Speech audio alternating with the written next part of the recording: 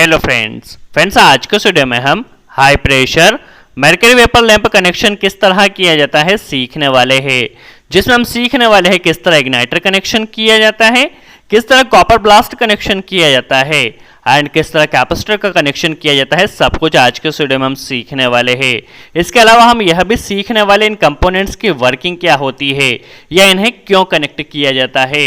सबसे पहले यदि हम यहाँ पर इग्नाइटर की बात करें तो जिस तरह ट्यूबलाइट में हम स्टार्टर को कनेक्ट करते हैं उसी तरह हम यहाँ पर Hpmv लैंप में इग्नाइटर को कनेक्ट करते हैं। ये जैसे स्टार्टर की तरह यहाँ पर वर्क करता है और इसमें आपको यहाँ पर 3 वायर नजर आते हैं। बेसिकली एक होता है रेड वायर, एक येलो वायर होता है और एक यहाँ पर ब्लैक वायर होता है। कहीं कहीं पर यहाँ पर ब्लू वायर भी दिया जाता है। अब बात आती है यहाँ पर कॉपर ब्लास्ट की, क्योंकि यह आप नाम से ही जान सकते हैं हाई प्रेशर Hpmv लैंप होता है। तो यहाँ पर हाई प्रेशर पे हाई वोल्टेज एंड करंट को मेंटेन करने के लिए यहाँ पर कॉपर ब्लास्ट को कनेक्ट किया जाता है।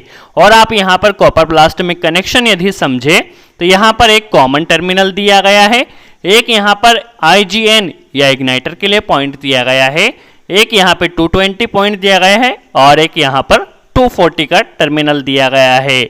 और यहाँ पे कैपेसिटर की बात की जाए तो कैपेसिटर जस्ट सिंपल होता है, इसमें हमें 2 टर्मिनल या 2 वायर इस तरह से दिए जाते हैं। चलिए अब इस Hpmv लैंप का कनेक्शन किस तरह किया जाएगा हम समझ लेते हैं।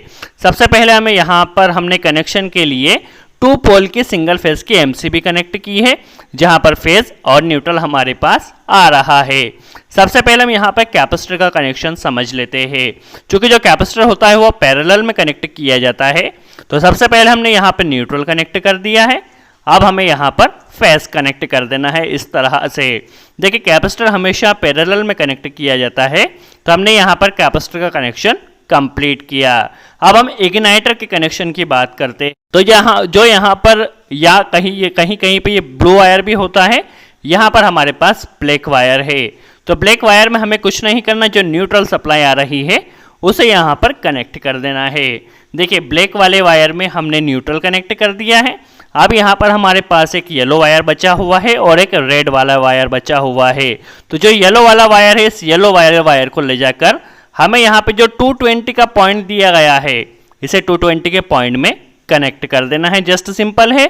अब यहाँ पर हमारे पास रेड वाला टर्मिनल बच रहा है, तो इस रेड वाले वायर को हमें ले जाकर यहाँ पे जो इग्नाइटर का पॉइंट दिया गया है इसे हमें यहाँ पर इग्नाइटर के पॉइंट में कनेक्ट कर देना है। अब जस्ट सिंपल है, हमारे पास यहाँ पे बेसिकली देखा जाए तो ब्लास्ट में 2 टर्मिनल बच रहे हैं, एक 240 का और एक कॉमन बच रहा है। तो जो 240 का टर्मिनल बच रहा है वहां पर हमें यहाँ से फेस को ले जाना, देखिए, और फेस को ले जाकर यहाँ पे 240 में कनेक्ट कर देना है। देखिए फेस को हमने 240 में वहां पर कनेक्ट कर दिया है।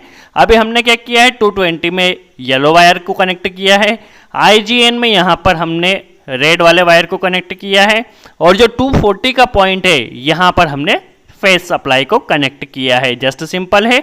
अब हमारे पास यहाँ पर Hpmv लैंप में फेज भी कनेक्ट करना है और न्यूट्रल भी कनेक्ट करना है।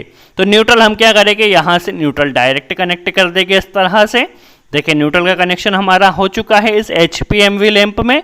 अब जो फेज होगा वो यहाँ पर इस ब्लास्ट के द्वारा आएगा। जो कॉमन वाला टर्मिनल बच रहा है यहाँ से हमारा फेज का वायर निकलेगा और ये हमारे लैंप में कनेक्ट हो जाएगा। तो इस तरह हमारे लैंप में जो फेज होगा वह कॉमन टर्मिनल से आएगा।